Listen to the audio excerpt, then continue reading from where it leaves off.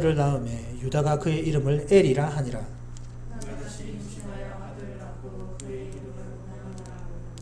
그가 또다시 아들을 낳고 그의 이름을 셀라라 하니라. 그가 셀라를 낳을 때에 유다는 거십에 있었더라.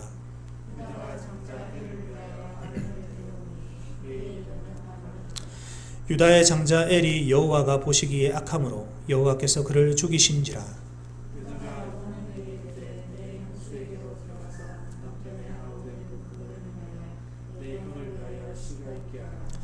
오나니 그 씨가 자기 것이 되지 않을 줄 알므로 형수에게 들어갔을 때에 그의 형에게 씨를 주지 아니하려고 땅에 설정하매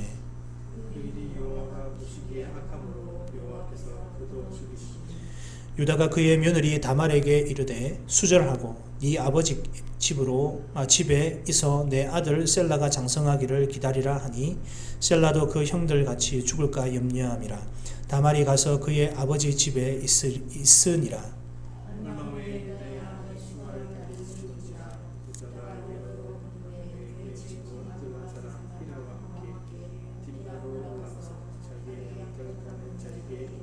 함께 읽습니다. 어떤 사람이 다말에게 말하되 내 시아버지가 자기의 양털을 깎으려고 딥나에 올라왔다 한지라. 아멘.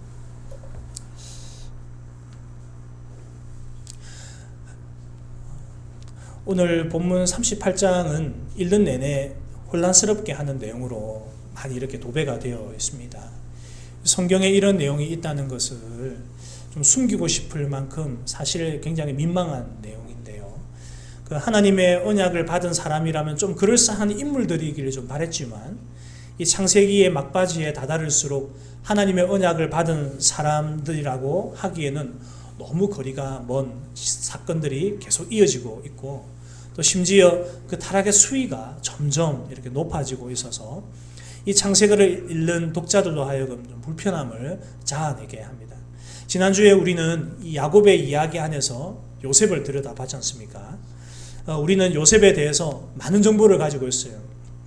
이제 애굽에 팔려가서 보디발의 아내에게 이제 누명을 쓰고 이제 정치범들만 가두는 그런 감옥에 갇혀서 술 맡은 관원장의 꿈을 해몽해주고 또 나중에 시간이 흘러서 술 맡은 관원장의 추천으로 애굽왕 바로의 꿈을 잘 풀어줘서 감옥 생활을 청산한 것뿐만 아니라 이제 애굽의 총리가 되는 이런 스토리를 우리가 너무 많이 들었기 때문에 요셉의 이야기는 많이 아는데, 그런데 우리는 이 요셉의 이야기는 잘 알면서도 실제로 이 요셉의 이야기가 시작되기 전 유다와 다말의 사건은 잘 다루지 않고 또 잘 모른다는 거죠. 안다고 해도 왜 이 요셉의 이야기 중간에 유다와 다말의 이야기가 끼워져 있는지 그 의도를 우리가 알기가 쉽지 않다는 겁니다. 그래서 그닥 중요한 이야기가 라고 이렇게 생각하지 않는다는 거예요. 그렇다면 여러분, 과연 이것이 중요한 이야기가 아닐까요? 그닥 중요한 이야기가 아니라면 왜 마태는 이 예수님의 족보에서 다말을 굳이 포함시켰겠습니까? 다말이 예수님의 탄생과 직접적인 관계가 있다면 우리가 이것을 잘 알아야 하지 않을까요? 그리고 이것을 아는 것이 오늘날 우리 그리스도인들에게 어떤 유익이 있을까? 이런 관점으로 오늘 우리가 하나님의 말씀을 좀 들여다봤으면 좋겠습니다. 첫 번째로 우리가 생각해야 될, 이 본문에서 생각할 수 있는 부분이 무엇이냐면 지금 당장의 행복과 만족이 우리의 전체 인생을 보장해주지 않는다는 것입니다. 여러분들은 내가 예수만 안 믿었으면 내 삶이 더 자유로웠을 거다라는 생각을 혹시 해보셨습니까? 아마 이런 생각들을 하고 계신 분들이 있기 때문에 이 목사님들이 교회 안 나오면 죽을 수 있다 이렇게 협박 설교를 하시는 겁니다. 제가 아는 어떤 목사님은 주일 성수를 너무 이제 강조를 하는 바람에 한 교인 중에 이렇게 그 낚시를 좋아해가지고 주일까지 이렇게 봉하면서 낚시를 하던 사람이 이렇게 배가 뒤집어져가지고 사고가 나서 죽을 뻔했다. 하나님의 심판이다. 그러니까 주일 성수도 해라. 이렇게 협박하는 것을 제가 좀 들었습니다. 딱 듣는 순간에 저건 좀 아니다 이런 생각이 좀 들었어요. 어쨌든 뭐 그렇게 목사님들이 설교하시나 봐요. 가끔 제가 페이스북이나 인스타에서 왕년에 교회를 잘 다니다가 안 나가게 된 사람들의 근황을 좀 살펴볼 때가 있는데, 이 교회 다닐 때보다 훨씬 더 잘 사는 것처럼 보이는 사람들이 많아요. 괴물 소리 들리.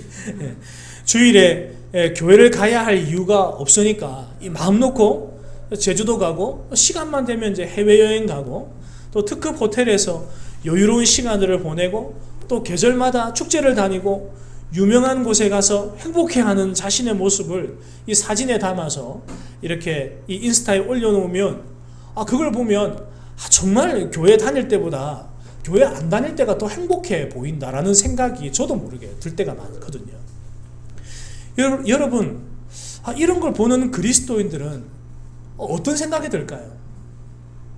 지금보다 더 매이는 것이 없다면, 지금 우리가 현재 이렇게 매이는 것이 없다면 지금보다 훨씬 더 내가 자유로울 수 있지 않을까? 결혼만 안 했다면, 내가 그 남자만 내가 안 만났더라면, 또 어떤 생각에서 내가 아들들만 없었더라면 지금 나는 더 자유로울 수 있을 거라는 근거 없는 추측으로 그럴 수 없는 현재 자신을 원망하고 지금을 후회하는 이 젊은이들이 오늘날 우리 주변에 많아요. 굳이 젊은이들이라고 국한할 필요는 없어요. 저도 아이들 때문에 아내랑 어디 놀러 가려고 해도 놀러 가지 못할 때가 너무 많거든요. 그래서 지금도 가끔 아내랑 이게 같이 누워서 이야기할 때 새끼들만 없었으면 우리가 사량도 갔을 텐데 뭐 이런 이야기들을 막 해요. 이거는 젊은이나 늙은이나 별 큰 차이는 없을 것 같아요. 여러분, 이런 생각을 가져서 그랬는지 몰라도 하나님의 공동체를 떠나 인생이 잘 풀린 사람이 오늘 본문에 나오는데, 그 사람이 바로 누구냐? 유다라는 것입니다. 유다. 이 유다는 이 요셉을 애굽으로 팔아 넘기는데 아주 결정적인 역할을 한 사람이죠. 이 정도만 해도 그는 하나님의 언약을 이어받을 백성이라고 하기에 거리가 먼 인물처럼 보입니다. 거기서 멈추지 않고 유다는 이 요셉을 팔고 나서 오늘 본문에 보니까 더욱더 악한 길로 이렇게 빠져 들어갔습니다. 우리가 보기에는 악한 길이지만 유다 입장에서는 오히려 만족하는 삶을 살았던 것 같아요. 오늘 본문 1절이 그 후로 유다가 어떤 삶을 살았는지를 아주 잘 설명해주고 있죠. 유다는 자기 형제를 떠났습니다. 떠났어요. 여러분, 아버지 집을 떠난 것과 그 형제들을 떠난 것, 이 의미가 엄청 큰 의미입니다. 여러분, 지난주에 우리는 야곱의 가정을 무엇으로 봤죠? 성경은 야곱의 가정을 교회로 봤습니다. 그래서 지난주 설교 제목이 야곱 가정이 아니라 야곱 교회, 물론 죄송합니다. 여러분들 기억 못하시겠는데 제가 굳이 이렇게 말씀드리네요. 아무튼 어쨌든 여러분, 가정은 교회로 구약에서는 이야기를 하고 있습니다. 그래서 유다가 자기 형제를 떠났다라는 것은 이게 문자적인 의미는 내려갔다라는 것이고, 이것은 말 그대로 타락을 의미합니다. 이 내려갔다는 것이 뭐 이렇게 하행선 이걸 이야기하는 것이 아니라 뚝뚝 내려져 가는 거예요. 내려져 가는 거예요. 이것을 의미하는 겁니다. 유다의 타락은 하나님의 거룩한 공동체로부터 떠나는 것에서 시작됐다는 거예요. 떠난 후로 그가 한 것이 뭐냐면 아둘람 사람 히라라고 하는 새로운 친구를 사귀는 겁니다. 여기서 아둘람은 가나안 땅이죠. 이 친구가 가나안 사람 수아라고 하는 자의 딸을 소개팅을 해줬는데, 그래서 이 유다는 그 여자가 너무 마음에 들었던 것 같아요. 그래서 결혼을 했죠. 첫눈에 반했나요? 어쨌든 그렇게 결혼을 했습니다. 본문에 보니까 이게 원어적으로 보면 유다가 그 여인을 보고 그를 취하였다, 이렇게 기록을 하고 있어요. 이것은 바로 하와가 선악과를 따먹을 때 사용되었던 표현과 똑같습니다.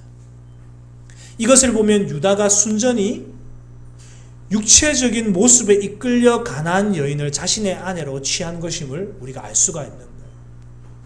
하나님의 언약을 받은 백성인 이 유다가 가나안 땅에 내려갔다는 그 자체도 타락의 모습인데, 그곳에서 하나님의 언약의 백성의 씨를 이어서 가야 될 그런 생각은 하지 않고 가나안 여인, 그리고 자기의 눈에 보기에 좋은 그 여인을 만나서 결혼을 했다는 것입니다.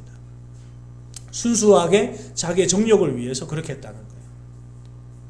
유다는 야곱의 아들이었지만 하나님의 언약을 이어받고 하나님의 거룩한 백성으로 살아가는 일에는 별로 관심이 없습니다. 유다는 오로지 자신의 감각을 즐겁게 하고 눈에 보이는 것을 가지려 하는 아주 1차원적인 욕구를 쫓는 그런 자입니다. 여러분, 강아지를 아주 순종적인 강아지로 만들기 위해서 제일 필요한 것이 무엇인지 아십니까? 바로 간식입니다. 이 식욕의 욕구, 1차적인 욕구, 그것을 이용해서 이 개는 주인에게 순종하는 거예요. 여러분, 요즘 우리 사회가 현대인들이 이 1차적인 감각에 젖어서 그것의 본능을 쫓아 살아가고 있어요. 먹는 것과 자는 것과, 물론 이게 굉장히 중요한 겁니다. 먹는 것, 자는 것 제가 나쁘다고 얘기하는 거 아니에요. 그렇지만 여러분이 인간이라고 하는 이 위대함이 어디서 나오는 것입니까? 더 가치로운 것들을 추구하기 위해서 1차적인 본능을 견디고 거스르고 멈추게 하는 이러한 인지적인 능력과, 그리고 또 이런 성품들을 가지고 있기 때문에 이 인간이 짐승보다 더 나은 존재라는 거예요. 근데 오늘 유다는 1차적인 그 본능을 해결하기 위해서 집을 떠나고 형제를 떠나고 가나안에 들어가서 자기 눈에 보기 좋은 그 여인을 취했다라고 하는 것입니다. 여러분, 그 여인이 바로 수아의 딸이었는데 이 수아의 딸에게서 2명의 아들을 낳아요. 물론 총 3명입니다. 아직은 제가 2명이라 소개를 하고 있습니다. 그 이름은 엘 오난입니다. 어떻게 보면 이 유다는 자신의 목적을 이룬 것 같아요. 이 유다가 왜 형제들을 떠나서 가나안 땅으로 갔겠습니까? 지금보다 더 잘 살기 위해서겠죠. 하나님의 거룩한 공동체를 떠나 그곳에서 아주 유력한 친구를 사귀고 아리따운 아내와 더불어 2명의 아들을 얻었으니 얼마나 만족스러웠겠습니까? 만약 여러분 이 야곱 교회에 머물러 있었다면 이 유다가 동생 요셉이 없는 것 때문에 맨날 우울증에 빠져 있는 그 아버지의 그 정말 이렇게 어두운 그늘에 사로잡혀 있는 그 얼굴을 매일매일 보아야 되는 그 고통이 여러분 유다에게 얼마나 괴롭겠어요. 그리고 요셉을 팔아넘기는 결정적인 역할을 했던 사람이 누구라고요? 이 유다라고요. 그것 때문에 유다는 아버지를 볼 때마다 무엇에 시달렸을까요? 죄책감에 시달려야 했을 것입니다. 여러분, 그렇다고 해서 아버지에게 솔직하게 얘기하기도 그렇잖아요. 그러니까 차라리 그냥 그 교회를 떠나는 것이 제일 좋은 방법이었던 거죠. 그런데 야곱 교회와 형제들을 떠나보니 오히려 가나안의 삶이 이 교회적인 삶보다 훨씬 더 자기에게 만족스럽게 느껴지는 것입니다. 거기다가 느즈막하게 셋째 아들을 낳는데 그 이름이 셀라. 자기 큰아들 엘에게 가나안 여자 다말을 아내로 붙여주어서 이제 후손만 낳으면 이제 더 바랄 것이 없는 그런 인생이 눈앞에 이제 보이기 시작하는 거예요. 그러니까 굳이 이 유다 입장에서는 떠난 그 야곱 교회를 내가 굳이 돌아갈 이유가 없게 된 것입니다. 야곱 교회의 장기 결석자의 최초 모델이 되는 거죠. 여러분, 장기 결석자가 교회에 나오지 않는 이유는 반드시 있습니다. 교회만 벗어나면 자기에게 주어지는 자유로움이 자기 눈에 뻔하게 보이니까 이걸 마다할 사람이 누구이겠습니까? 지금 당장 내가 즐길 수 있고 지금 당장 내가 누릴 수 있고 자유로울 수 있는데 이 교회라고 하는 족쇄 때문에 이 모든 것들을 포기해야 하는 마음을 사람의 힘으로서는 도저히 여러분 끊어낼 수 없는 유혹이라는 거예요. 여러분, 저는 자신합니다. 여기에 있는 저와 여러분들 모두가 다 주일이라고 하는 이런 하나의 족쇄, 표현을 좀 그렇게 해서 죄송합니다만 이런 주일 예배라고 하는 이 시간적인 족쇄가 없다면 여러분 과연 우리는 어떻게 할까요? 그럼에도 우리는 경건하게 주의 말씀을 쫓아 행하겠습니다. 그러면서 여러분 여기 교회 와서 예배드리고 여러분 가정에서 예배드릴 수 있을까요? 여러분, 저는 장담 못해요. 이거는 여러분 끊을 수 없는 유혹인 거죠. 그런데 여러분, 창세기 38장은 유다의 이런 삶이 얼마나 의미 없는 자기 만족임을 아주 기가 막히게 보여주고 있어요. 그 첫 번째 힌트가 뭐냐면 5절에 보니까 막내 아들 셀라를 낳았을 때 유다가 어디에 살았습니까? 보십시오. 어디에 살았죠? 거십이라고 하는 곳에 있었다고 오늘 본문이 이야기를 해요. 여러분, 유다가 셋째 아들 셀라를 낳았을 때 그가 거십에 있었다라는 얘기가 뭐 그리 중요하겠어요. 그런데 우리가 생각하기에는 그렇게 중요하지 않은 것처럼 보이는데 성경은 굳이 유다가 셋째 아들 셀라를 낳았을 때 거십에 거했다라고 이야기를 하고 있다는 거죠. 여러분, 무엇을 의미할까요? 이 거십이라고 하는 단어가 우리들에게 주는 의미가 있어요.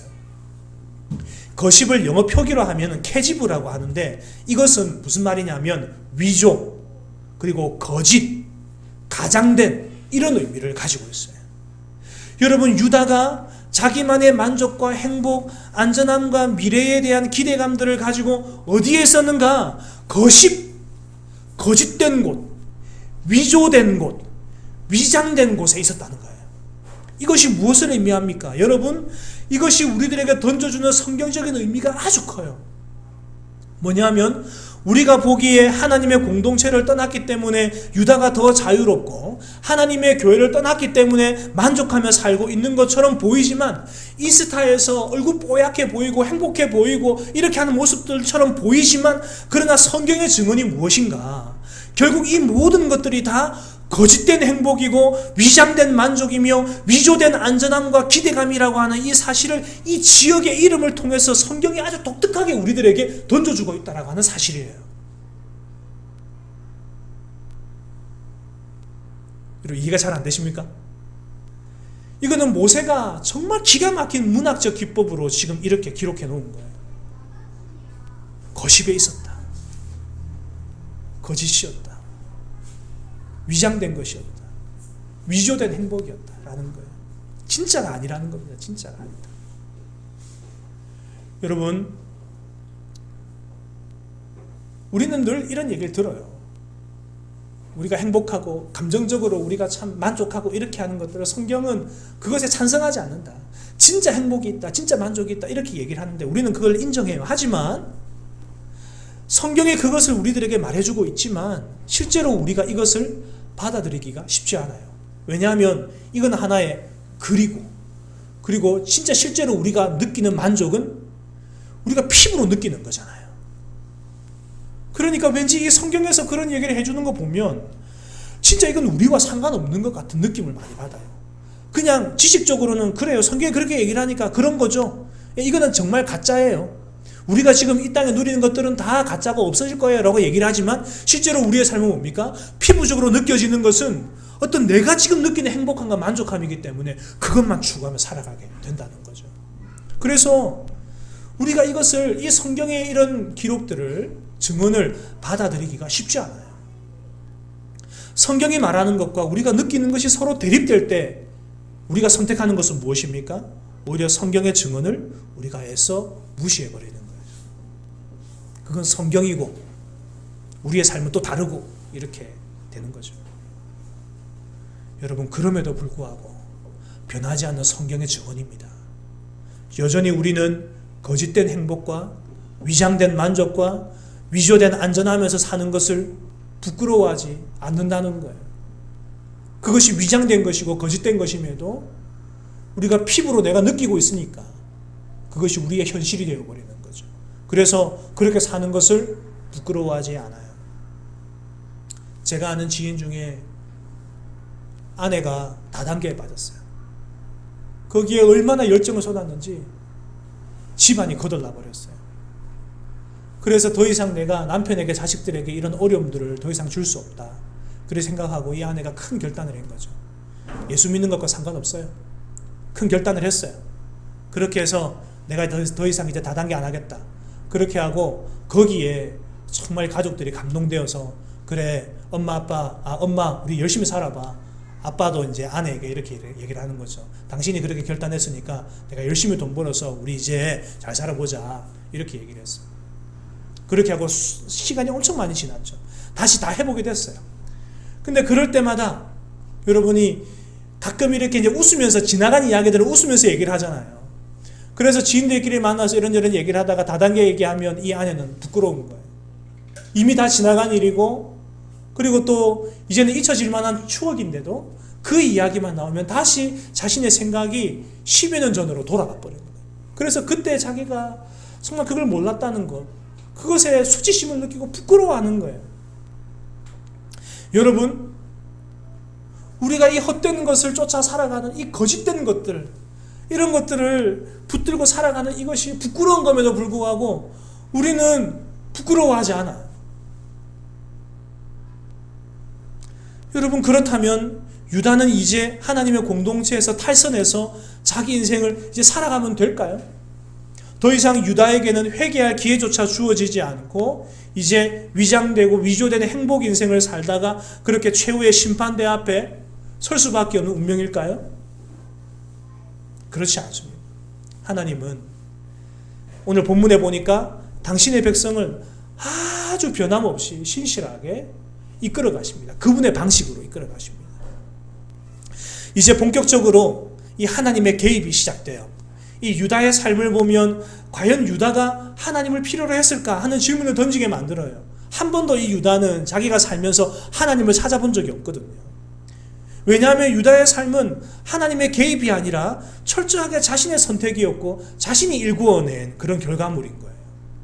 자기가 가나안으로 가기로 선택했고 그곳에서 그래도 굉장히 유력하고 그리고 힘 있는 친구를 사귀어가지고 또 그리고 소개팅을 받아서 결혼을 하고 자식들을 낳았으니까 이거는 하나님이 일궈낸 것이 아니라 자기가 일궈낸 결과물이라고 믿는 거죠. 그래서 여러분, 성경의 그 부분을 보면 하나님의 개입이 한 번도 드러나고 있지 않습니다. 어떻게 보면 하나님께서 유다를 버리신 것이 아닐까라는 그런 생각마저 드는 찰나에 근데 하나님의 아주 극적인 개입이 시작되는 거예요. 그런데 하나님의 개입 방법이 너무 충격적이고 수용하기 힘든 방식이에요. 그것은 유다가 이 땅에서 일궈낸 가장 큰 업적인 것이 뭡니까? 아들 3명.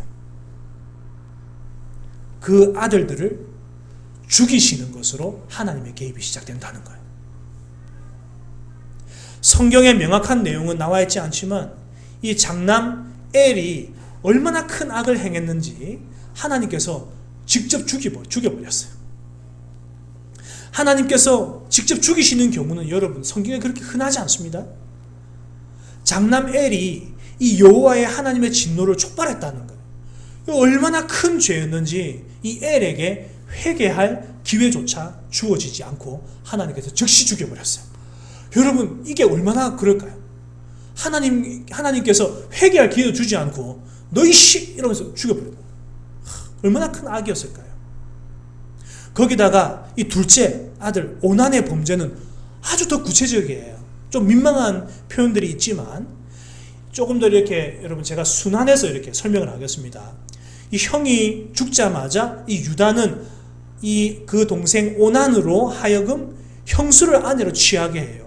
고대 근동 지역의 문화는 이 민족을 강성하게 하는 것이 당시 큰 관심이었고 주제였기 때문에 이 전쟁이나 질병으로 아들이 죽었을 때 대신해서 동생이 형수를 취해서 후손을 이어가게 했던 거예요. 그렇게 하면 형수도 어떻게 됩니까? 과부가 안 되고 또 그 집안에서 법적인 보호를 받을 수 있게 되는 거죠. 그런데 둘째 아들 오난이 이걸 거부해버리는 거예요. 형의 후예가 끊어지면 이 모든 그 고난이 누구에게 돌아옵니까? 자기에게 돌아오는 거죠. 자기가 장자가 되어서 이 아버지가 남긴 유산의 반을 차지하게 될 건데 이 형수를 아내로 취하게 되면 이 자기 몫이 현저하게 줄어들 것이기 때문에 아버지의 말대로 하기 싫었던 거예요. 그런데 이것이 오늘 본문에 보니까 또 신기하게도 여호와 보시기에 너무 악했다 이렇게 표현해요. 그래서 차남 오난도 회개할 기회조차 주어지지 않고 하나님께서 그를 죽여버렸어요. 하나님 정말 무서운 분이세요. 이것으로 유다에게 이 큰 위기가 찾아오게 되죠. 그렇게 자기가 힘써 애써서 이렇게 일구어낸 이 아들들이 그렇게 한 방에 탁탁 나가 떨어지니까 여러분 이 유다가 얼마나 절망하겠습니까? 큰 위기가 찾아온 거죠. 좀 더 확대해서 보면 이 야곱 교회에 큰 위기가 된 거예요. 유다에게만 큰 위기가 아니라 야곱 교회로 큰 위기가 생긴 거죠. 왜냐하면 여러분 이 대가 끊어지는 거.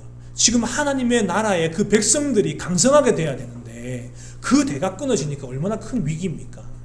보통 사람 같으면 이 정도 큰 위기가 있다면 어떻게 될까요? 이제라도 내가 하나님께, 이 아버지께 돌아가야겠다. 내가 교회를 안 가서 그런가 보다. 이런 미신적인 마음이라도 들었을 텐데, 유다는 우리가 기대하는 그런 보통 사람이 아니었던 것 같아요. 두 아들이 죽임을 당한 것은 이 며느리인 다말의 책임이라고 여긴 거죠. 며느리가 잘못 들어와가지고 지금 이런 일들이 지금 벌어진 거라고. 여러분 혹시 이런 얘기 들어보셨습니까? 며느리 때문에 이렇다고. 며느리가 들어와서 재수가 없다고. 그래서 혹시나 이 막내 아들 셀라도 다말로 인해서 죽임을 당할까 싶어서 셀라가 클 때까지 기다리라. 그렇게 거짓말을 하고 다말을 아버지의 집으로 돌려보냅니다. 이것이 하나님 보시기에 아주 큰 죄악이었다는 거예요. 두 아들들을 죽이셔야 하는 극단적인 방법을 통해서 하나님께서는 지금 유다를 이끌어 가고 계신 거예요. 그 이유가 뭘까요? 꼭 이 유다를 이끌어가는 방법이 그거여야만 했을까요? 그것은 택감을 받은 백성에 대한 하나님의 신실하심을 보여주는 것이라 할 수 있어요. 하나님께서는 자신의 신실하심을 우리들에게 보여주시기 위해서 하나님의 언약을 받은 백성이 하나님의 어떠한 인도하심을 받는지를 아주 명백하게 보여주는 본문인 겁니다. 비록 그것이 극단적인 방법일지라도 하나님은 당신의 백성을 절대 포기하지 않으시고 그가 악한 길로 갈 때에 채찍과 회초리로 인도하시고 인생의 험한 굴레를 사용하셔서 그분의 백성들을 이끌어 가신다라고 하는 사실입니다. 좀 시간이 좀 되었지만 우리 성경 말씀 한번 찾아봤으면 좋겠어요. 원래 PPT로 제가 다 준비를 했었는데 그걸 제가 못 가져왔습니다. 우리 시편 89편을 한번 찾아보겠습니다.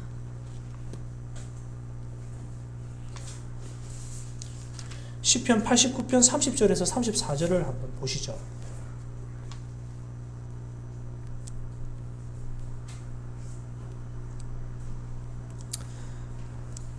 네. 30절에서 34절을 같이 한 목소리로 읽습니다. 시작. 만일 그의 자손이 내 법을 버리며 내 규례대로 행하지 아니하며 내 율례를 깨뜨리며 내 계명을 지키지 아니하면 내가 회초리로 그들의 죄를 다스리며 채찍으로 그들의 죄를 벌하리로다. 그러나 나의 인자함을 그에게서 다 거두지는 아니하며 나의 성실함도 패하지 아니하며 내 언약을 깨뜨리지 아니하고 내 입술에서 낸 것은 변하지 아니하리로다. 여러분, 오늘 이 본문에서 금방 읽었던 이 본문에서 하나님께서 당신의 백성들을 어떻게 이끄신다고요? 그들에게 죄를 돌이키게 하기 위해서 채찍과 회초리로 그들을 때리면서 책망하면서 그렇게 자신의 언약을 이루어 가시겠다. 그렇게 아주 명백하게 이야기를 하고 있습니다. 이런 모습이 하나님의 속성을 이해하는데 아주 큰 구조가 되죠. 그래서 본격적으로 하나님께서 유다가 더 이상 악을 행하지 아니하고 그 씨가 경건한 후손으로 이어지도록 하기 위해서 인생의 채찍과 회초리로 인도하시는데 그 방법이 무엇이었다? 바로 그 아들들을 죽이는 것이었다. 아들을 죽이는 것이었다. 여러분, 오늘날은 어떻습니까? 하나님의 회초리와 채찍을 즐거워할 사람이 세상에 어디에 있겠어요? 오늘날의 문제는 아버지의 훈계를 두려워하는 자녀들이 없다는 것이 문제입니다. 아버지와 아들 간의 관계가 바르다면 훈계는 반드시 필요한 수단이에요. 그래서 히브리서 12장 8절에서 10절에 아버지의 훈계가 없다면 너희들은 사생하여 고하다. 그렇게 말씀하고 있는 겁니다. 하나님과 우리와의 관계가 바르다면 마땅히 하나님의 계명을 즐거이 자발적으로 지키게 될 것이지만 하나님과의 관계가 바르지 아니하면 억지로 하나님을 대할 것이고 또 하나님 자체를 두려워하는 것이 아니라 하나님의 회초리가 두려워서 억지로 하나님의 명령을 따라 행하는 그런 어긋나고 잘못된 관계가 유대어지는 거죠. 근데 이것이 오래 가다 보면 이것이 신앙생활이라고 착각하게 되어버리는 거예요. 여러분, 그것은 신앙생활이 아닙니다. 우리는 오히려 이런 삶을 청산해야 됩니다. 하나님을 경외하고 하나님을 사랑하고 하나님을 두려워하는 것이 아니라 하나님이 나한테 혹시 회초리를 들지 않을까? 하나님이 나한테 채찍을 들지 않을까? 이런 어긋나고 두려운 관계 속에서 이 하나님의 관계가 이어진다면 여러분, 그것은 잘못된 신앙생활이라는 거예요. 그래서 우리는 신앙생활을 다시 점검해야 됩니다. 여러분, 유다는 아들들의 죽음을 하나님의 회초리로 인지하지 못했다는 거예요. 정말 엄청난 일입니다. 아들이 둘씩이나 지금 죽어나갔는데, 그 둘씩이나 죽어났는데 그것을 하나님의 심판이요, 징계요, 그리고 하나님의 회초리로 인지하지 못했다? 여러분, 정말 이 사람은 보통 사람이 아닌 거죠. 그래서 여러분, 더 열심히 자기가 일궈낸 막내 아들만이라도 자신의 힘으로 지키려고 방법을 강구했는데 그 방법마저 하나님의 눈에 악하게 보였다는 겁니다. 여러분, 이 정도면 하나님도 포기하실 때가 안 됐습니까? 누가 이기나 보자. 하나님이 이기는지 제가 이기는지 봅시다. 그러면서 하나님 응답해 주실 때까지 저는 금식합니다. 여러분, 우리가 금식한다고 해서 하나님 답답하지 않으십니다. 우리에게 필요 없는 것, 우리에게 있으면 더 악한 것, 더 안 좋은 것을 우리가 금식한다고 해서 하나님 주십니까? 그렇지 않습니다. 하나님. 우리가 금식한다고 해서 하나님 눈 하나 깜짝 안 하십니다. 하나님께서는 우리에게 진짜 선한 것을 주기 원하십니다. 정말 아름다운 것을 주기 원하십니다. 정말 놀라운 것을 주기 원하십니다. 하나님은 포기하지 않으십니다. 그럴지라도 하나님은 집요하게 유다를 어떻게 변화시키시는 과정, 그 과정 속으로 유다를 집어넣어서 흔들으시기 시작하시는 겁니다. 그게 뭡니까? 이 유다의 이야기가 이제 다말로 초점이 맞춰지는 거예요. 그리고 얼마 있지 않아서 유다의 아내마저 죽게 돼요. 이제는 더 이상 유다가 어떻게 됩니까? 이제는 자녀를 생산할 수 없는 그런 사람이 되어버렸어요. 더 이상 성적인 즐거움도 누릴 수 없게 됐어요. 이런 상황에서 여러분, 유다는 창녀를 바라봤을 때 서슴지 않고 그녀와 잠자리를 같이 하죠. 그런데 그 창녀가 오늘 성경에 보니까 누구였다? 자기 며느리였다는 거예요. 며느리였다. 시아버지인 유다가 셋째 아들을 자기에게 주지 않을 것이라고 하는 사실을 이 다말이 안 거예요. 자기의 양털을 깎으러 아버지가 떠났다. 그 이야기를 듣는 순간에 시아버지가 나에게 자기 셋째 아들을 주지 않겠구나라는 것을 알았다는 거예요. 다말이. 여러분, 양털을 깎는 것은 여러분 그 당시 풍습에서 엄청 축제예요. 즐기기 위한 거죠. 수확인 거예요. 그래서 그 양이 한두 마리가 아니고 진짜 수백 마리, 수천 마리가 있는데 그 양떼를 깎으러 갔다라고 하는 것은 무엇을 의미합니까? 집에 안 돌아온다는 얘기예요. 이 말은 무슨 말이에요? 여러분, 시아버지가 의도적으로 다말을 피하고 있다는 것을 얘기하죠. 셀라를 안 주려고. 그래서 이 며느리 다말이 이걸 알고 내가 이렇게 있어서는 안 되겠다 싶어서 이 과부의 옷을 벗고 창녀의 옷을 입어요. 그렇게 해서 시아버지에게 가게 되는 거죠. 그렇게 해서 시아버지와 관계를 맺어서 임신을 하는 이런 기록이 여러분, 그런데 성경에 나온다니까요. 이렇게 진짜 지저분하고 윤리적이지 못한 이런 것들이 성경에 나오니까 이 본문을 우리가 피하고 싶은 거예요. 굳이 설교할 이유가 없는 거지. 이런 불편한 이야기들이 담겨져 있는데. 그런데도 여러분, 이런 불편한 이야기들이라고 해서 우리가 이것을 피해야 되느냐? 그렇다면 왜 이게 성경이 이것을 기록해 놨겠어요? 물론 다말이 가난한 여자라는 것을 감안했을 때에 시아버지와 이게 동침을 하는 것, 그래서 시아버지의 씨를 받아서 임신을 하는 것, 여러분, 이것이 사실 우리가 보기에는 우리 사회에서는 도저히 납득할 수 없는 부분이죠. 그러나 이 다말이 가난한 여인이었다라는 것을 감안해 볼 때 이런 행위가 자신에게는 윤리적으로 양심에 거리끼는 일이 아니었다는 거죠. 당시 가나안은 혼음이 유행처럼 행해졌고 윤리적인 범위가 넓었기 때문에 이 근친상간도 아무렇지도 않게 그냥 행해졌던 문화였다는 거예요. 그러니 이 가나안 문화에 젖어 있는 다말에게 시아버지를 통해서 임신을 하는 것이야 윤리적으로 크게 거슬릴 것이 없었다는 거죠. 이 사람에게는. 그렇다면 이 다말은 어떤 여자냐? 믿음이 있거나 하나님을 알려고 하는 그런 여자가 아니라 철저하게 가나안의 문화를 따르는 가나안 여인이었다는 거예요. 신앙이 없었다는 것을 얘기하죠. 그러나 우리는 이런 비윤리적인 사실 때문에 정작 봐야 하는 중요한 요소를 보지 못할 때가 많이 있어요. 창세기에서는 윤리보다 더 중요한 것이 있어요. 그게 뭐냐면 바로 하나님의 구속 역사예요. 하나님 나라 백성을 하나님께서 어떻게 형성해 가시는가. 실제로 다말은 시아버지를 사랑한 적도 없어요. 오히려 다말은 시아버지로부터 버림을 받았고 그것에 대해서 분노하고 있었어요. 하지만 다말에게 중요한 것은 자기 분노가 아니었다는 거죠. 성경에서 유다보다 다말의 행위를 더 의롭게 보고 있는 이유가 뭡니까? 여러분, 유다는 악하고 다말은 의롭다라고 성경이 이야기를 하고 있어요. 그 이유가 뭡니까? 다말이 정말로 복된 삶을 누리는 것은 약속의 씨를 자기의 것으로 믿고 받았다는 거예요.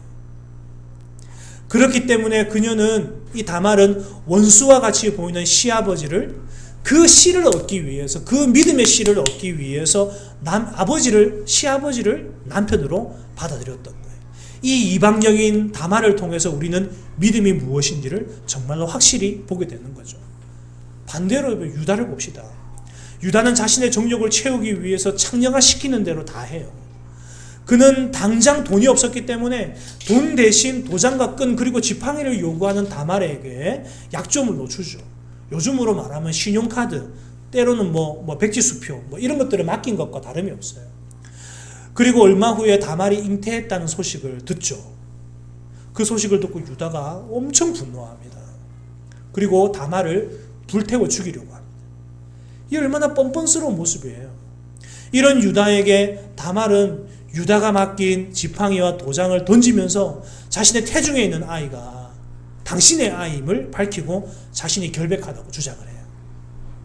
그것을 본 유다가 그제서야 뭐라고 얘기를 하냐면, 나보다 네가 더 의롭다, 이렇게 고백을 해요. 다말의 행동이 하나님 백성의 그 씨를 이어가고자 하는 믿음의 행동이었으며, 이것이 더 부끄러운 것은 야곱 교회 안에 속해 있던 유다에게서가 아니라 하나님에 대해서 전혀 알지 못했던 이 가나안 여인 다말을 통해서 하나님의 뜻이 드러났다는 것이 더 유다를 부끄럽게 했다는 겁니다. 결론적으로 우리는 이 마태복음 1장의 족보에서 4명의 여인을 보게 되는데, 이 4명의 여인이 다 공통적인 게 뭐냐면 이방인들이에요. 그 중에 첫 번째 여인이 바로 다말입니다. 라합은 정말로 창녀였고, 바세바는 자신의 남편을 죽인 사람과 결혼을 해서 살아요. 그리고 아들을 낳죠. 그리고 이 롯과 다말은 아주 비슷한 점이 많아요. 시어머니 나오미가 유다와 마찬가지로 모압 땅으로 가서 두 아들과 남편을 다 잃고 이스라엘로 돌아왔는데, 이 유다가 다말에게 네 아버지에게로 돌아가라, 그렇게 말한 것처럼 이 롯에게 시어머니 이 나오미가 네 땅으로 돌아가라, 이렇게 얘기를 하는 거예요. 똑같죠, 구조가. 근데 여러분 어때요? 롯은 끝까지 나오미를 따랐어요. 그래서 롯이 하나님의 백성이 되었고 예수님의 족보에 등재될 수 있었어요. 이것이 우리와 직접적인 의미가 있을까요, 여러분? 사실 우리도 다말이나 롯처럼 그리스도의 족보에 전혀 참여할 수 없는 자들이에요. 맞잖아요, 여러분. 그러나 하나님은 그리스도 안에서 우리를 택하셔서 자신의 자녀로 삼아주시고 생명책에 우리를 기록해 놨어요.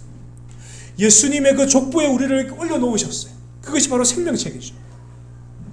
이 축복은 아무에게나 주어진 게 아니에요, 여러분. 다말이 약속의 씨를 붙들었듯이 이 약속의 씨로 오신 예수 그리스도를 믿는 믿음을 가진 자들만이 이 축복을 누릴 수 있다라고 하는 사실이에요. 다말의 행위가 그 자체만 보면 정말 수치스러운 일일 수 있지만, 그녀가 가진 믿음은 우리에게 믿음으로 인해서 얻는 구원이 어떤 것인지를 아주 분명하게 보여주는 큰 모델이 되는 겁니다. 사랑하는 여러분, 결국 오늘 본문은 하나님께서 그분의 구원을 행하실 때에 죄인인 우리가 어떻게 그 은혜로운 구원에 참여할 수 있는지를 여실히 보여주는 본문이라 할 수 있어요. 다말의 믿음은 단지 자기의 안위에 대한 것이 아니었습니다. 만약 자기 안위를 위해서 이런 모험을 강행했다면 굳이 성경이 이것을 기록할 이유가 없었을 것이고, 또 마태복음 1장의 족보에서 다말의 태를 통해 하나님의 씨, 결국 그리스도가 이 땅에 오게 되었음을 설명할 다른 방법이 없는 거예요. 오늘 본문에서 우리는 몇 가지를 정리할 수 있습니다. 우리는 하나님의 구원에 속할 수 없는 헛된 인생들이고, 위장된 행복과 거짓된 만족과 위조된 즐거움에 속아서 영원한 멸망으로 가는 인생들이라는 거예요. 그런데 하나님께서 우리를 선택하셔서 죽음을 향해, 영원한 멸망을 향해서 전력 질주하고 있는 우리의 앞을 막으셔서 그분의 은혜로운 구원으로 우리를 인도해 가신다는, 초대하신다는 하는 사실이에요. 그 구원의 은혜가 얼마나 귀한지를 아는 자들에게는 놀라운 축복을 주시고 혹여나 그 구원의 은혜가 얼마나 귀한지를 깨닫지 못하는 그런 자들에게는 하나님께서 인생의 채찍과 회초리로 우리를 이끄시고 훈계하시며 인도해 가신다는 거예요. 왜냐하면 하나님께서 우리를 당신의 아들들로 삼으셨기 때문입니다. 이때 우리의 관심이 행위에 있어서는 안 될 겁니다. 우리의 행동 상태에 따라서 우리의 구원이 결정되어지는 것이 아니라는 것이 여러분 얼마나 하나님의 큰 은혜인지 몰라요. 우리가 행한 것이 없고 온전히 행하지도 못했는데 어떻게 우리가 구원을 받을 수 있냐고 그렇게 질문을 해요, 사람들이. 하지만 로마서 8장 3절은 이렇게 얘기를 해요. 율법이 육신으로 말미암아 연약하여 할 수 없는 그것을 하나님은 하시나니. 할렐루야. 여러분 율법이 연약해서 할 수 없는 그것을 하나님은 하신다고 성경에 기록하고 있습니다. 율법은 우리의 행위가 온전할 수 없다고 말해요. 율법은 항상 우리를 참소합니다. 율법 아래에 있는 우리는 항상 지킬 수 없는 법 아래 한없이 낮아지는 죄인들인 거예요. 그래서 율법은 우리를 구원해 주지 못해요. 그러나 율법이 육신으로 연약하여서 우리를 구원할 수는 없지만 하나님은 하실 수 있다. 율법이 못하는 걸 하나님은 하신다. 그렇게 성경이 이야기를 하는 거죠. 여러분 이 성경이 바로 이 성경의 기록이 복음이에요. 복음. 하나님 그분이 하실 수 있다. 이 복음을 믿는 자는 곧 하나님의 아들이 되는 거예요.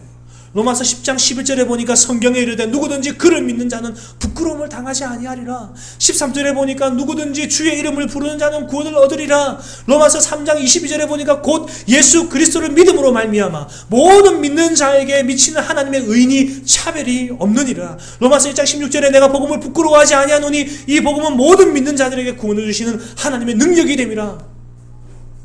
그래서 히브리서 기자가 그리스도를 믿음으로 율법 아래에 놓여서 은혜의 법 아래 이제는 영입된 우리들에게 무엇을 명령하고 있습니까? 히브리서 11장 6절에 믿음이 없이는 하나님을 기쁘시게 하지 못하나니 하나님께 나아가는 자는 반드시 그가 계신 것과 또한 그가 찾는 자들에게 상 주시는 이심을 믿어야 할지니라. 사랑하는 여러분, 우리도 어쩌면 유다처럼 믿음이 없으므로 삶의 모든 자리가 다 무너져 있지는 않습니까? 코로나 때문에 믿음을 포기하는 자들이 얼마나 많이 지금 생겨나는지 몰라요. 코로나를 핑계로 신앙을 포기하는 자들이 너무 많아요. 믿음을 포기한 대신에 자기의 즐거움과 쾌락과 만족을 선택하는 이 세대에 필요한 것이 무엇일까요? 여러분 코로나 바이러스 치료제가 나오면 이제 교회에 사람들이 몰려올까요? 여러분 더 성능 좋은 마스크를 끼는 그것이 대책일까요? 아닙니다, 여러분. 이 코로나 시대에, 포스트 코로나 시대에 무너져 있는 우리들의 믿음이 다시 일으켜 세워지게 되려면 무엇이 필요하냐? 삶의 모든 자리에 무너진 우리를 일으켜 세우는 것은 바로 믿음뿐이라는 거예요. 이 믿음이 우리를 구원에 이르게도 하지만 이 구원이 온전히 이루어지게 하기 위한 나침반이 바로 또 이 믿음이라는 겁니다. 의인은 오직 믿음으로 말미암아 살리라 라고 우리 주님께서 말씀하셨고 또 우리 주님께서 말세에 내가 이런 믿음을 보고 싶다. 보겠느냐? 보고 싶다 라고 우리 주님께서 말씀하셨습니다. 사랑하는 여러분, 인생의 채찍을 드시는 이유는 단 하나입니다. 우리를 거룩한 백성으로 삼으시기 위해서입니다. 우리를 경건한 자손으로 세우시기 위함입니다. 이런 모든 상황에서 믿음으로 반응하고 그런 믿음이 없다면 믿음을 얻기 위해서 그분을 부르짖는 우리의 심령이 되기를 간절히 소망합니다. 하나님께서 이런 자들에게 응답하지 않으실 이유가 없습니다, 여러분. 아무런 행위도 없던 유다마저 그분의 신실하심으로 인도하셨던 그 하나님께서 그를 찾고 부르짖는 당신의 아들들에게 응답하지 아니하실 그 이유가 무엇이란 말입니까? 우리의 모든 인생을 하나님의 신실하신 약속으로 이끌어 가심을 믿고 다말의 믿음이 우리의 믿음이 되게 하시는 그 하나님을 붙들어서 그분을 기쁘시게 하는 우리들 되기를 주님의 이름으로 축원합니다. 기도하겠습니다.